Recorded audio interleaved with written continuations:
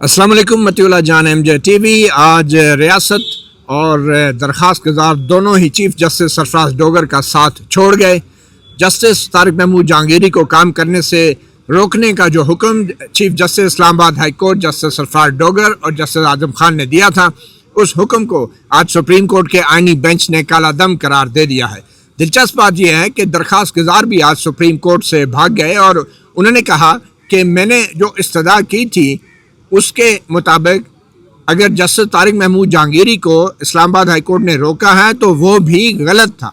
उन्होंने कमरा अदालत में लाहौर से वीडियो लिंक के ज़रिए तस्लीम किया कि इस्लामाबाद हाई कोर्ट के चीफ जस्टिस सरफराज डोगर और जस्टिस आजम खान अपने किसी भी हाई कोर्ट के साथी जज को काम करने से नहीं रोक सकते थे। उससे पहले attorney general barrister Mansoor Usman Awan ने भी विफाक की नुमाइंदगी करते हुए अदालत की मुआवनत करते हुए ये राय दी कि चीफ जस्टिस सरफराज डोगर का जो हुक्म था वो गलत था, वो आइन और कानून के मुताबिक नहीं था। और यूं अटॉर्नी जनरल ने कहा कि वो भी उस हुक्म को सपोर्ट नहीं कर सकते। और इस मुख्तसर कार्रवाई के बाद जस्टिस अमीनुद्दीन खान जो कि आईनी बेंच की सरबराही कर रहे थे, उन्होंने अपने साथी जजेस से मशावरत की और chief justice Islamabad high court justice Sarfaraz Dogar का जो हुक्म है उसको कालादम करार दे दिया। मेरे साथ मौजूद हैं साबिक सुप्रीम कोर्ट बार के सदर जनाब एडवोकेट मुनीर मलिक साहब। मुनीर मलिक साहब, बहुत शुक्रिया। आज 2 दिन के अंदर अंदर ही हम देख रहे हैं कि आईनी बेंच ने एक बड़ा अहम फैसला किया है, तो इस आज के फैसले से ये असूल क्या तय हुआ है और आप इसको समझते हैं कि अब हमारा आईनी बेंच भी इंसाफ देना शुरू हो गया है? देखें मती, आज कोई असूल तो तय नहीं हुआ। ये असूल तो पहले से था कि एक हाई कोर्ट के जज को दूसरा हाई कोर्ट का जज जो है या दूसरा बेंच जो है काम करने से नहीं रोक सकता। सुप्रीम कोर्ट ने के कॉन्स्टिट्यूशनल बेंच ने आज वो जो 10 मेंबर बेंच था मलिक असद अली के केस में, उसी की जजमेंट को रेफ़र किया है। ये इतना ओपन एंड शट केस था कि मैं नहीं समझता कि कोई भी अदालत जो है इस ऑर्डर को सस्टेन करती। अल्लाह करे कि आज का जो फैसला है ये लोगों में जद्दोजहद की चिंगारी बने। आज़ादी तो अदलिया की आज़ादी के लिए तो जद्दोजहद ही करनी पड़ेगी। ठीक।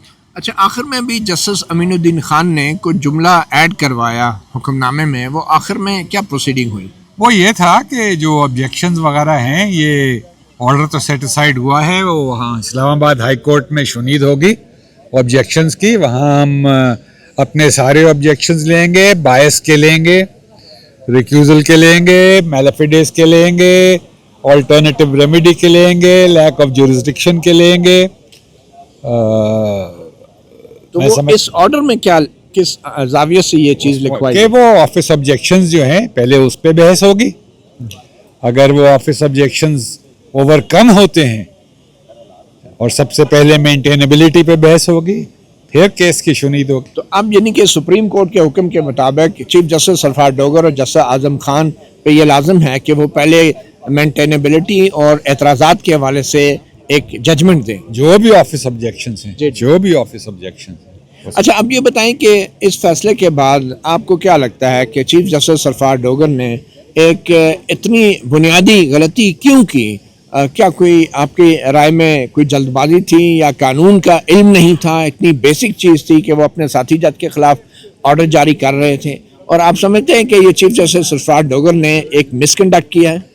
हम तो कहते थे, हमने पिटिशन में कहा है कि ये ऑर्डर का ना सर है ना पैर है। ये उस बैकग्राउंड में है कि उनके ट्रांसफ़र को चैलेंज किया था, उनकी तैनाती को चैलेंज किया था।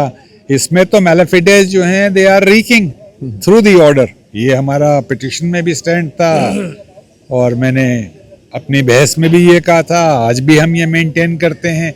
हम वापस जाएंगे, यही हमारी पोजीशन होगी कि ये बेंच की कॉन्स्टिट्यूशन मैलिफिडे है, वो सुन ही नहीं सकते इसको।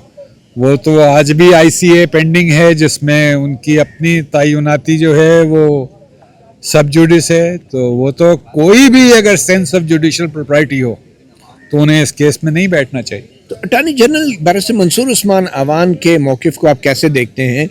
उन्होंने भी चीफ जस्टिस सरफराज डोगर का साथ छोड़ दिया और कहा कि वो भी जस्टिस सरफराज डोगर के इस हुक्म की हिमायत नहीं कर सकते।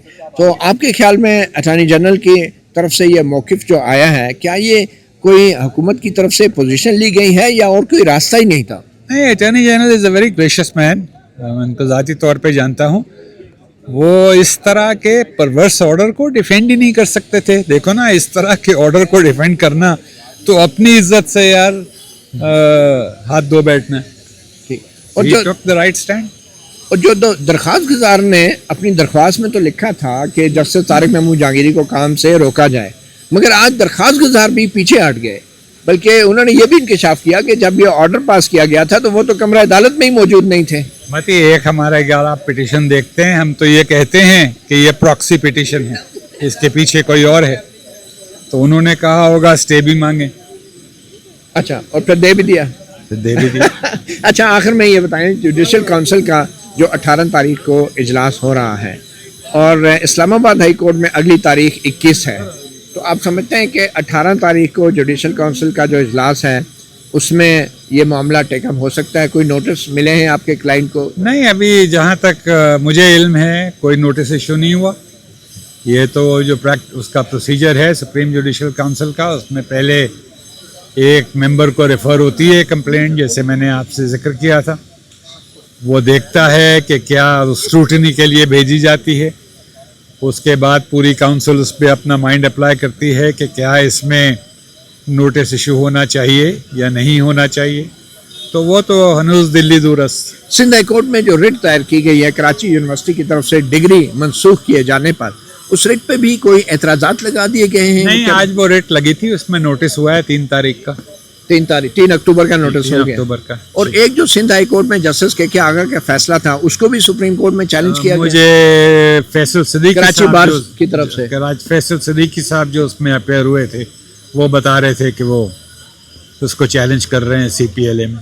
तो आपको क्या लगता है कि डिग्री के हवाले से जो कराची यूनिवर्सिटी वो ने इतना परवर्स ऑर्डर है? आपने खुद इंटरव्यू किया है उस सिंडिकेट मेंबर को, डॉक्टर रियाज, अगवा कर लिया गया था, ना उसका सर है ना पैर है, 32-34 साल के बाद जो है वो उस सेकेंड ईयर की मार्कशीट को वो खुद टैबुलेट करते हैं, फर्स्ट ईयर के मार्क्स को उसमें ऐड करते हैं। ये कोई बात है?